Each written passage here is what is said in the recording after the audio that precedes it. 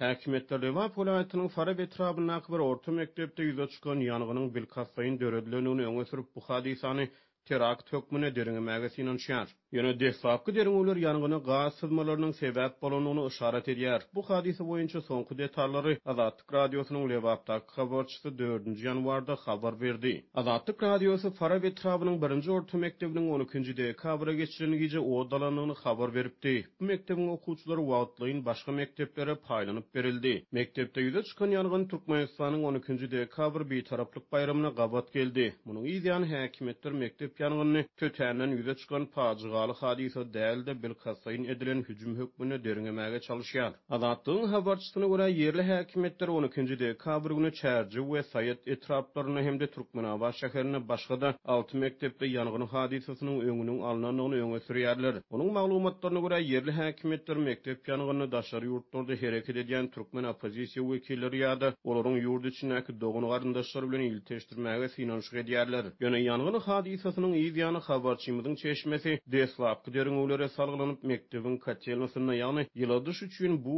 gazanlaryň ýerleşýän otagyna gazyň sızmagy netijesinde ýangyn hadisasynyň başlananyny habar berdiler. Habarçymyzyň soňky maglumatlaryna görä bu wakadan soňra Lewap welaýatynyň möhüm desgalarda şol sany ýangı çykyjy beketlerde howpsuzlyk güýçlendirildi. Azatlygyň habarçysy ýangyn hadisasyna bir ýangyn söndürjüniň ýaralananyny habar berdi. Wakanyň bolanyny habarçymyza görä Farabda bir günläp internet aragatnaşygy kesildi. Munyň ýa-da ýerli howpsuzlyk işgärleri 14-nji dekabrda Sewitde VPN ulanýan adamlara garşy reýd geçirdi. Şu günler häkimetler Lewap welaýatynyň Çärji, Farab, Dänew, Darganato we Saýet etraplaryna döwlet edara kärhanalarynyň ýyladyş işçileriniň telefonlaryny barlap, olaryň internet aragatnaşygyny seljerýärler. Habarçymyza görä howpsuzlyk işgärleri VPN üstü bilen daşary döwletlerde hereket edýän opozisiýa aktivistleriniň video çykyşlaryna tomoş edýän raýatlara üns gönükdirýärler. Mundan ozal Tomuz günleri 24-nji awgustda we 30-njy awgustda Aşgabatyň aýry-aýry iki sany köp gatly ýaşaýyş jaýyna, 26-njy ýulda Mary şäherine ýerleşýän